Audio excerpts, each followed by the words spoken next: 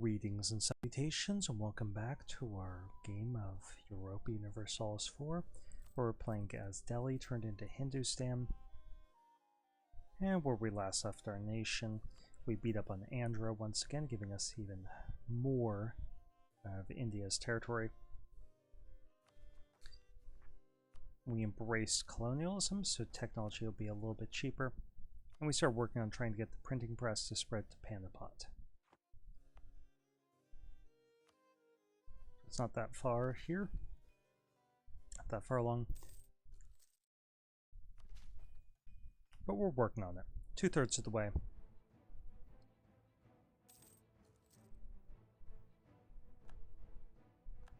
And now we could expand to our east a little bit more, beat up on Kachar. We still have a few mercenaries, so that might be a good use for them. And we're making just a little bit of money. We haven't got rid of the mercenaries, so, you know. Can't pay off that debt yet, but we'll be able to. Okay, Yarkan, sure, we'll agree to that. So we get back our legitimacy pretty quickly, and if we're stuck in this war. Question of rights. A subject of ours currently holds land where we have a claim. We could take Kachar from them and upset them. We could lose our claim on Kachar, or we could lose 10 prestige. And we don't need a claim on it.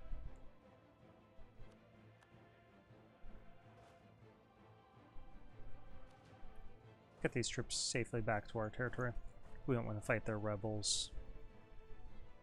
I think this holding up for that province was basically what was keeping the war going. I don't think it's going to last very much longer.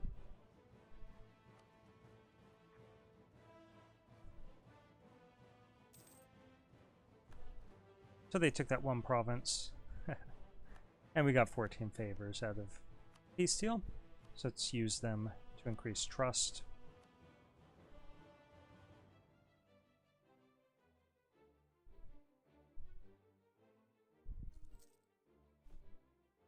We can make 3,000 more troops.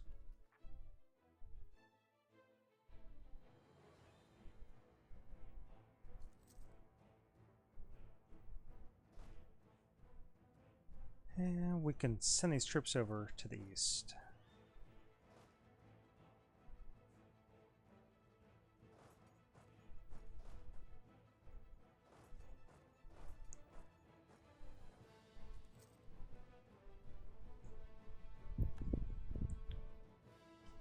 We're losing a little bit of money at the moment, but I don't think that that's going to last.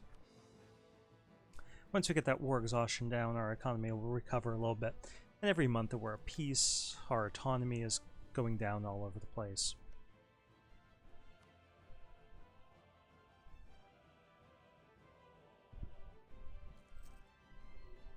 You don't need too much more to get them as a vassal. A little bit more trust, a little bit more legitimacy. Oh, there, our trust is maxed out. So now we just need 2 more reasons for them.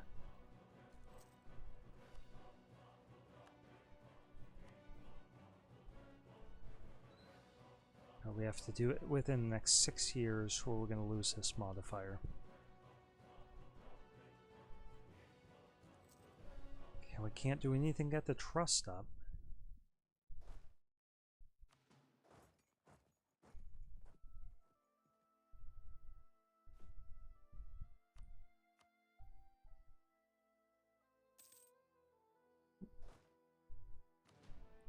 Get these troops back away from the front a little bit.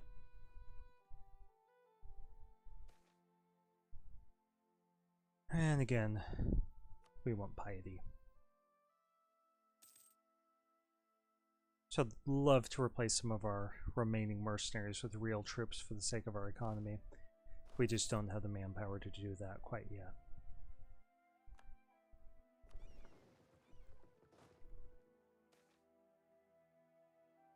And we get more money from our vassals, that's nice. I do like money. I'm not sure what this fort is protecting at this point, so we're going to get rid of that.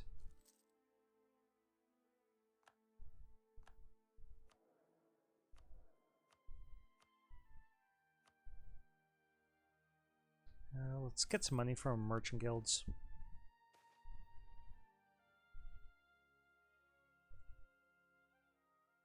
And unfortunately, we're going to have to give that right back, because otherwise we would upset them way too much. So, merchant guilds gave us money, and then we gave them back almost as much money. Not ideal. But stuff like that happens.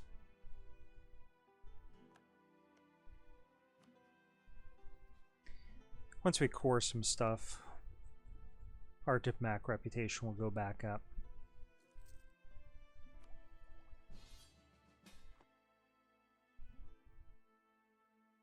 Okay, let's join the war. And we'll send these mercenaries under our good general to Kachar and try to beat up on them.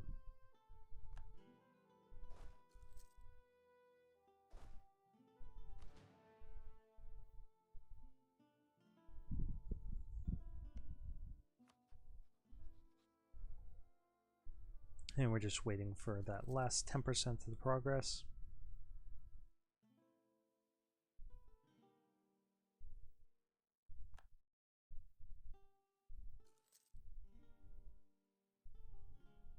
And hopefully that will give us the diplomatic reputation we need.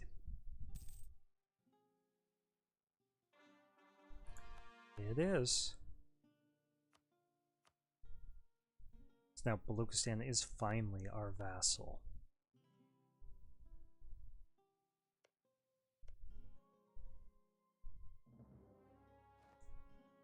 We failed to remove Kachar, Mungyang, annexed him in war. We could go for conquer Assam. Yeah. They have no allies, so yeah, let's just invade them. Our truce expired with them. We'll use these mercenaries while we have them.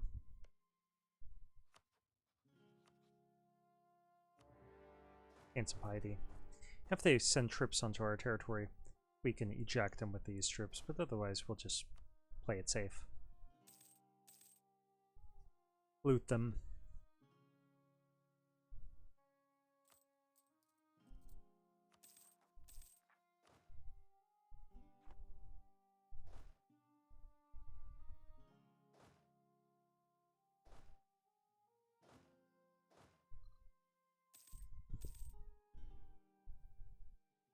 Of course, we could send cannons, but I really don't want to. Okay, Muhammad Salih Tatawi, the Celestial Globe. A massive seamless celestial globe inscribed with Arabic and Persian inscriptions was presented to the court today. Muhammad Salih Tatawi, metallurgist, astronomer, geometric expert, and craftsman, used a secret wax casting method to create the celestial globe. He is certain that he will be able to reproduce his feat in metallurgy and create many more celestial globes for Hindustan. So, if we do this for the next 20 years, our technology and our ideas become 10% cheaper, or we can get an advisor who's half cost. No, first one. Technology 10% cheaper? Yeah, that's a great deal.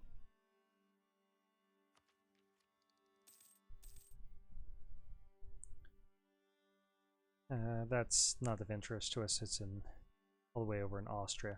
It's a historical event that can happen. Okay, now the question is, do we actually develop here? Yeah, let's do it. I'll just take one more click.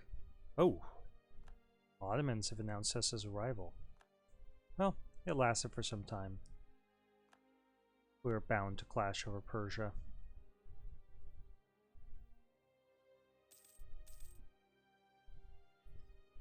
They're interested in Baluchistan's land.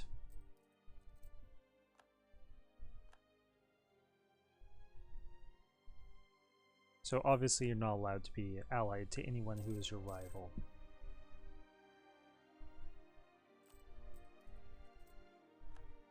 And if we would have had a chance to get our trust with them higher, they would not rival us. But we just hadn't been their ally for long enough for that to happen.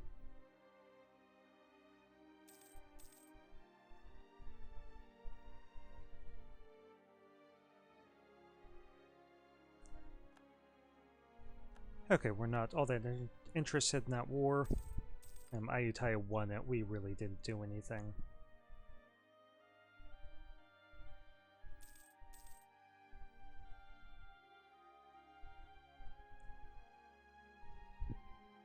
And as a result, we didn't get many favors. We didn't get any, I don't think. I think it said 0 favors.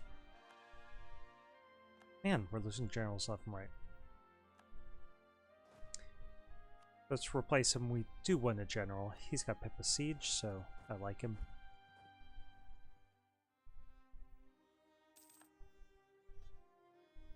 And let's try to finish off Panipot. Let's get that printing press spreading throughout our country.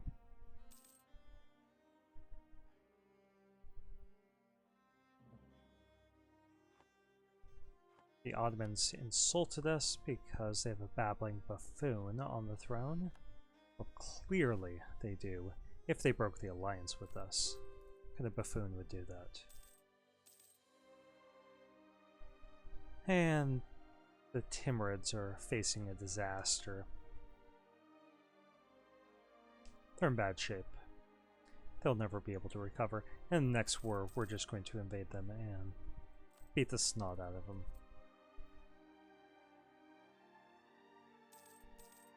But we're starting to make pretty good money again. Once we get rid of these mercenaries, replace them with real troops.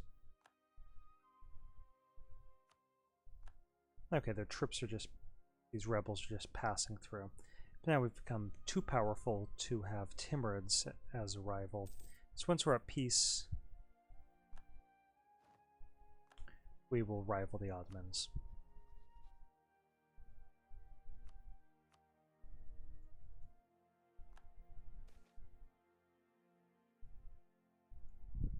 So we've been invited to a religious festival marking the end of Ramadan. So our relations with the Archie and our ally improve. Let's actually send a diplomat there to improve relations with him.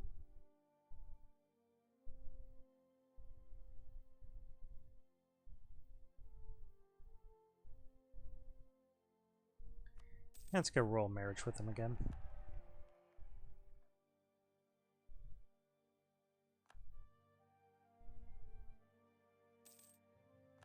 I'm going to influence him and get a little bit of trust. Costs us about 100 ducats.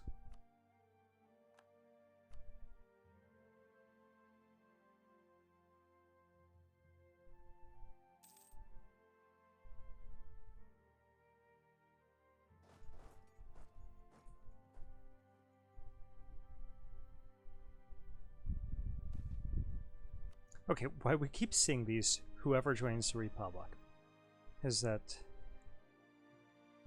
this region, the Low Countries, has several Dutch cultural provinces, but it was under the control of Austria. And when it's under foreign control, if it's not somebody who's Dutch, somebody whose capital's up in this area, unless that nation has culturally converted these people to be something other than Dutch, eventually they're going to get events that pop up and create rebels in the area that fight for their independence. It's one of these historically driven sets of events. And the Netherlands did pop up out of that process. They were created by an event. They declared their independence.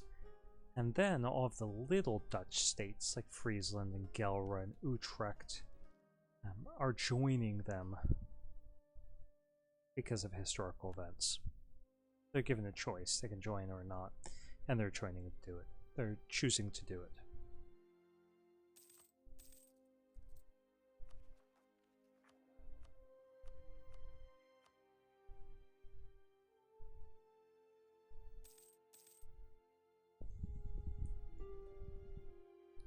Okay, they're offering us some stuff here.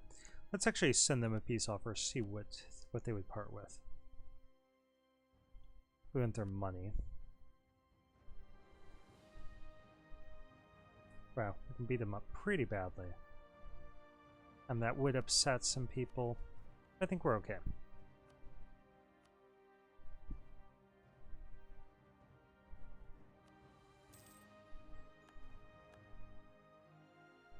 I got 2 forts to the east there, so we can get rid of this one. That's unnecessary now.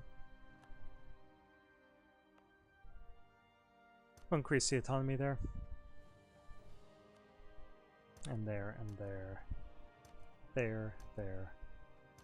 There and there, so we won't have to deal with any of them. And let's give anything we can. No, that's not in any states that we have, so we can't give it away to our Dhimmi. Yeah, we've got 3 forts here on our eastern border. Start coring that stuff. Complete our mission. And let's go ahead and rival the Ottomans.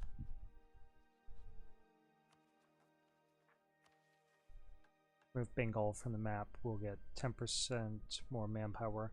Yeah, let's do that.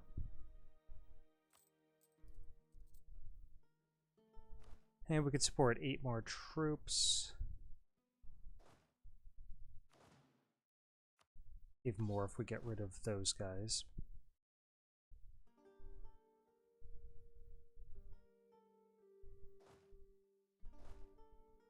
Let's get our army back down here to the Bengal Delta, and we'll take stock of what we've got in our army and what we need.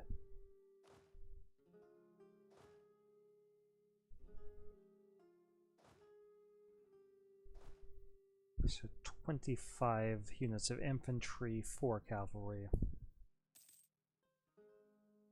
We need to get some cannons over there.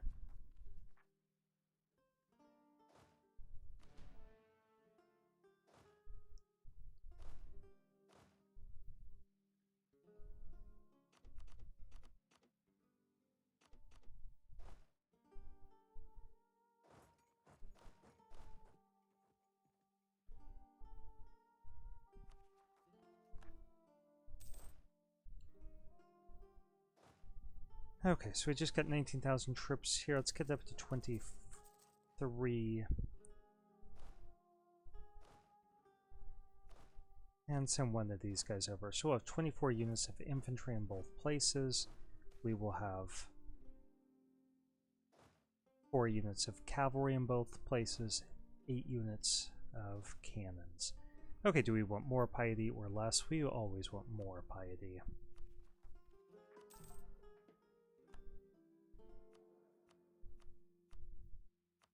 Our Dhimmi is less loyal, so let's lighten their tax burden once again.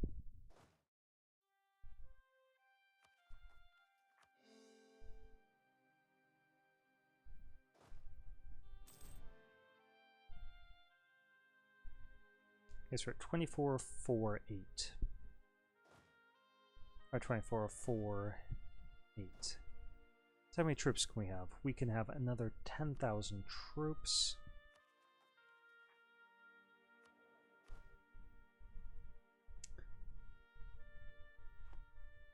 So why don't we get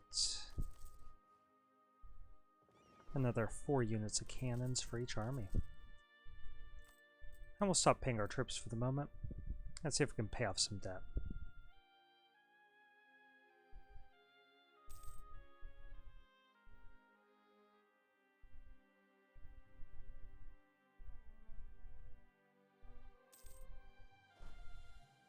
We'll just merge these armies together.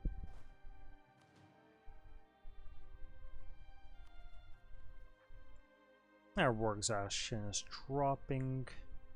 We can invade Bengal in just under 2 years.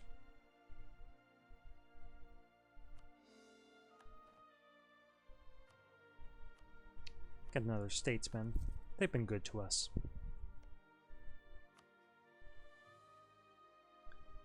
At some point we'll be able to vassalize the Arcans. Probably. Our country's big. Kind of weird shapes now that we've taken this over.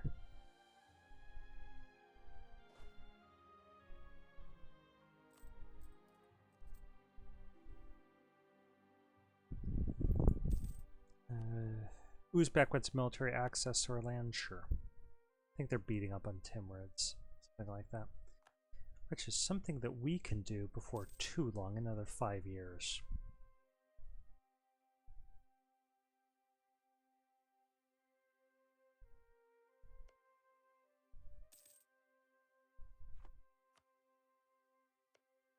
Okay, with the Archand, let's try to give them some more privileges. We can give them... Let's see, we have military access. We could proclaim a guarantee on them. And then ask them for some of their trade power.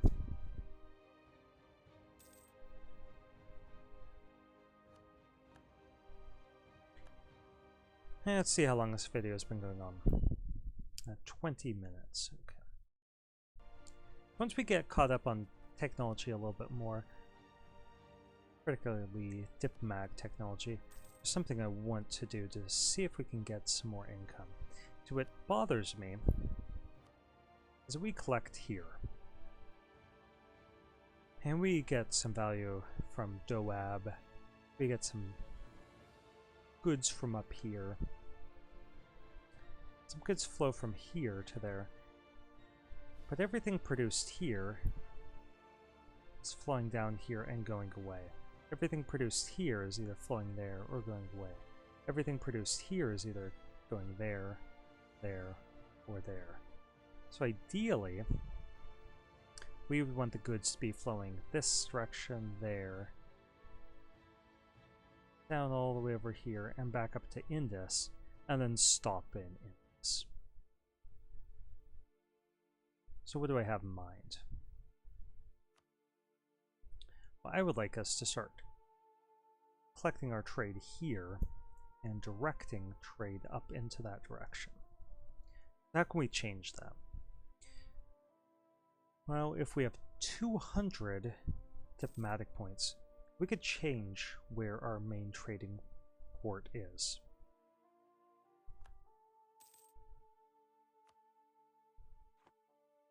We could potentially make a lot more money if we do that. Because we're only making 12 ducats off of trade.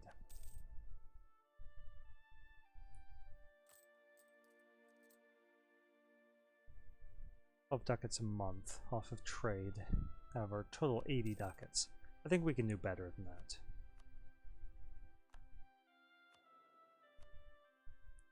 Okay, we're going to go for the cheap guy because we have loans to pay off.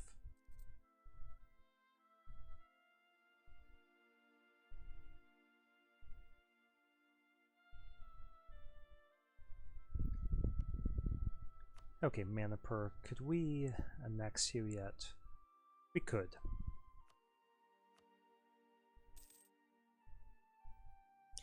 So now every month we're going to be investing for diplomatic power to annexing them. And we can see that we need 120. So that's 30 months, as long as we have the points.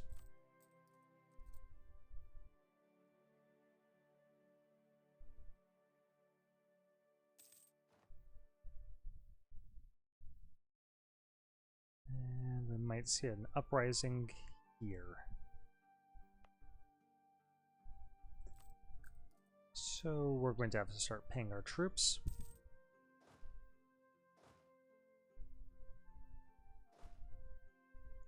And we did get rid of all of our mercenaries, so that's nice. We got 14,000 manpower, which is low, but we're up to our force limit, and all of our troops are real troops. We can get 5,000 more troops even.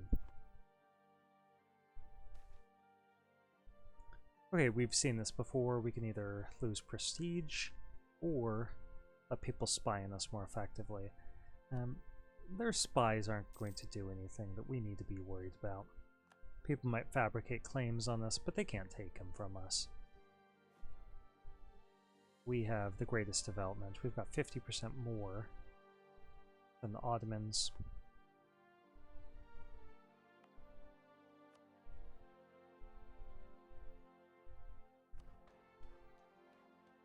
And we have the printing press spreading throughout our country now. We're a little bit behind on military tech and pretty far behind on everything else.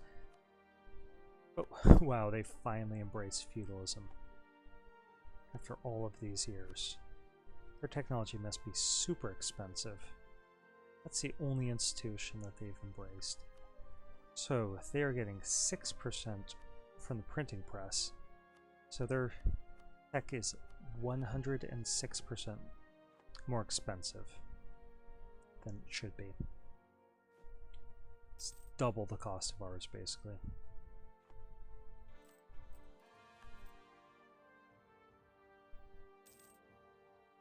Okay, we get to invade Bengal again. Well, we're not paying our troops for nothing, so let's next them.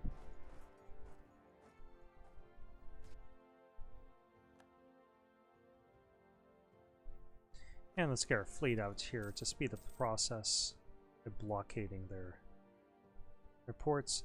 We don't need all these troops here, we only need 3,000 troops, so I'm just going to leave a couple units to protect our cannons. Actually, we'll just leave only cannons.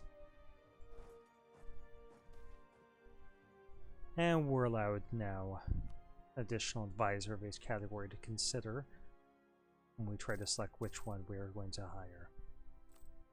And that's nice.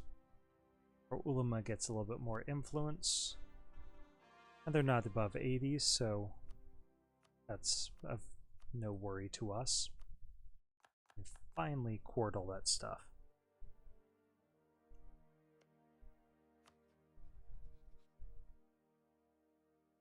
Respectively close towards vassalizing Yarkand.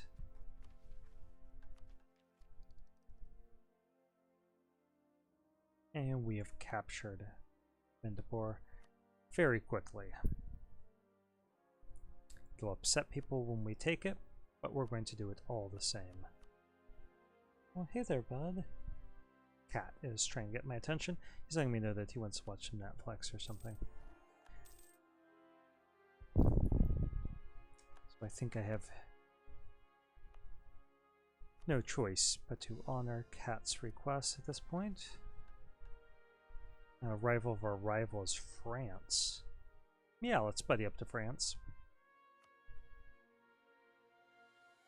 Get some diplomatic power.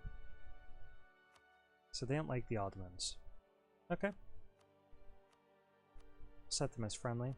And see if we can get an alliance with France. They're really far away, so that's a serious consideration. They know that we won't be able to get into many other wars, and we won't be able to help in many other wars. Let's pay off one more loan. So now we just have 3 loans.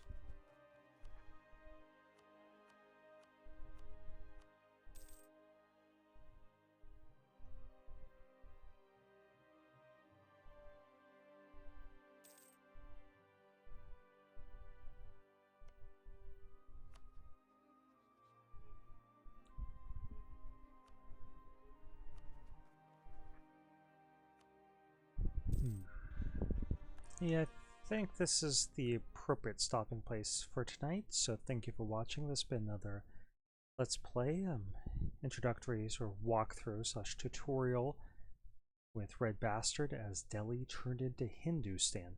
And hopefully in the next video there'll be some more mechanics I need to explain, because you guys have basically been watching me play and comment on things without any in-depth discussion of any new mechanics, and that's not what I want this to be about, but that's just what we've seen. But if you like this, please consider liking the video and or subscribing to my channel.